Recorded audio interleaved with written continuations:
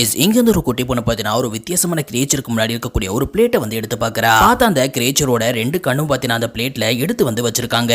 பார்த்ததுக்கு அப்புறமா அந்த குட்டி பொண்ணு பாத்தீங்கன்னா தாங்கிட்ட இருக்கக்கூடிய பறக்கிற மூணு குட்டி கிரியேச்சரை பாத்தீங்கன்னா திறந்து வந்து வர்றா. திறந்து விட்டுட்டு அவளுக்கு முன்னாடி இருக்கக்கூடிய டைனிங்ல இருந்து ஒரு ஃபுட் எடுத்து சாப்பிட போறா. அப்ப அந்த குட்டி கிரியேச்சர் பாத்தீங்கன்னா சாப்பிட வேணாம்னு சொல்லுது. பட் அதெல்லாம் கேட்காம அந்த குட்டி பொண்ணு அதை சாப்பிட வந்து செஞ்சிடறா. அதை சாப்பிட்ட அடுத்த செகண்டே அந்த கிரியேச்சர் பாத்தீங்கன்னா எழுந்துக்க வந்து ஆரம்பிக்குது. எழுந்த உடனே அந்த தட்டுல இருக்கக்கூடிய ரெண்டு கண்கள் எடுத்து பாத்தீங்கன்னா அதோட கையில வந்து வச்சு யாராதுன்னு பார்க்க வந்து ஆரம்பிக்குது. உடனே இவ திறந்து விட்டால அந்த மூணு குட்டி கிரியேச்சர் பாத்தீங்கன்னா அந்த பெரிய கிரியேச்சரை வந்து அட்டாக் ஆனத பண்ண ஆரம்பிக்குதுங்க. பட் அந்த பெரிய கிரியேச்சர் பாத்தீங்கன்னா அந்த மூணு குட்டி கிரியேச்சரை பிடிச்சு சாப்பிட வந்து செஞ்சிருது. அதை பார்த்த உடனே இந்த பொண்ணு பயந்து போய் அங்க இருந்து ஓட ஆரம்பிக்கிறா. சாப்பிட்டு முடிச்சதுக்கு அப்புறமா அந்த குட்டி பொண்ணு எங்கன்னு வந்து பார்க்க ஆரம்பிக்குது. இந்த குட்டி பொண்ணு ஒரு குறிப்பிட்ட தூரத்துக்கு போனதுக்கு அப்புறமா பாத்தீங்கன்னா அதுக்கு அந்த பக்கமா பாதை எதுவுமே வந்து இல்ல. என்ன பண்றதுன்னு தெரியாம பாத்தீங்கன்னா அந்த குட்டி பொண்ணு ரொம்பவே பெருமூச்சு விட்டு நின்னுட்டு இருக்கும்போது அந்த பெரிய கிரியேச்சர் பாத்தீங்கன்னா அந்த இடத்துக்கு வந்து வந்துருது. அந்த ஒரு பொண்ணு பாத்தீங்கன்னா தான் கிட்ட இருக்கக்கூடிய ஒரு வித்தியாசமான ஒரு பொருளை வச்சு ஒரு கட்டமானது போடுவோம். அந்த இடத்துல பாத்தீங்கன்னா ஒரு பாதை ஒண்ணு ஓபன் ஆகுது.